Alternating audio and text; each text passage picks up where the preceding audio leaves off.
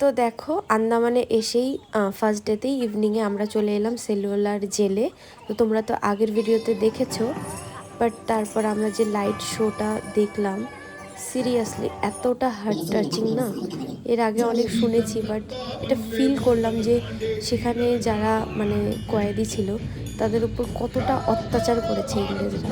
তো যাই হোক, এটা ভিডিওগ্রাফি করা মানে রেস্ট্রিকশন ছিল, তারপরেও আমি হালকা পাতলা করেছি, সেটাই তোমাদের সঙ্গে শেয়ার